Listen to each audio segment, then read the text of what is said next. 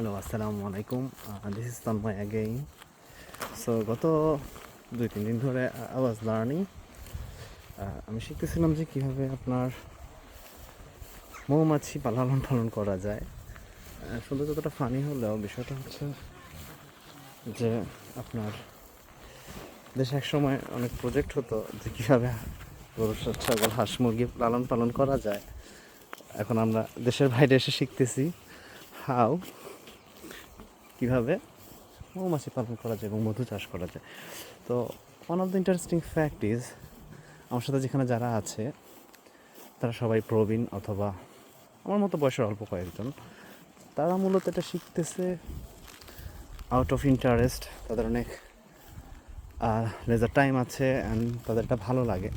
আমারও শেখার একই কারণ, যে আমার একটা কোর্সের মাধ্যমে আমি প্রথম এখানে যে বিকিপিং হয় জিনিসটা এবং মৌমাছি লালন পালন হয় এটা জানতে পারছি, এবং অনেকে এটা শুরু করে সেই শখের বসে এবং পরে তারা ব্যবসায়িক মধু সংগ্রহ শুরু করে ব্যবসায়িক কারণে।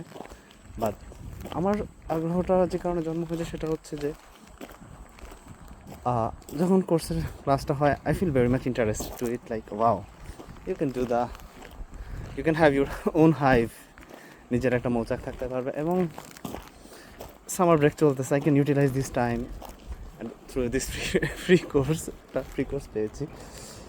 গল্পটা বলার উদ্দেশ্য এই না, এখানকার মানুষজন যারা প্রবীণ তারা আসলে অবসর থাকে, তারা এই কাজটা শিখে এবং পরবর্তীতে হয়তো তাদের সুযোগ থাকলে তারা কমার্শিয়ালি একটু মধু বিক্রি করে থাকে, এটা out of utilising their leisure period. আমাদের ক্ষেত্রে যে চ্যালেঞ্জটা বাংলাদেশে কিন্তু কমার্শিয়াল হানি বিকিপিং খুবই সীমিত। এবং আপনার আমাদের দেশের ক্ষেত্রে যেটা হয়, প্রজেক্টের কাজে আমি নিঝুম দ্বীপে গিয়েছিলাম, সেখানে এক দল আছে যারা বন থেকে মধু সংগ্রহ করে, সুন্দরবনে আপনারা শুনেছেন একদল মধু সংগ্রহকারী আছে। এবং তাদের ক্ষেত্রে যেটা হয় যে তারা বনে যে মধু সংগ্রহ করে এবং অনেক সময় তাদের বাঘের আক্রমণ হয়। এবং নিঝুম দ্বীপের ক্ষেত্রে আমি যে কেসটা শুনেছিলাম সেটা হচ্ছে আপনার সেখানে খুন পর্যন্ত হয়ে গেছে এই মধু সংগ্রহ নিয়ে, যদি এটা তারা ওপেনলি কথা বলে না। তো এখানকার মানুষ যেটা শখের বসে করে শিখে, আমাদের একদল মানুষই আছে যারা এটার উপর ডিপেন্ড করে, যাদের জীবনযাপন ডিপেন্ড করে। আমার কাছে মনে হয় we can do something about that.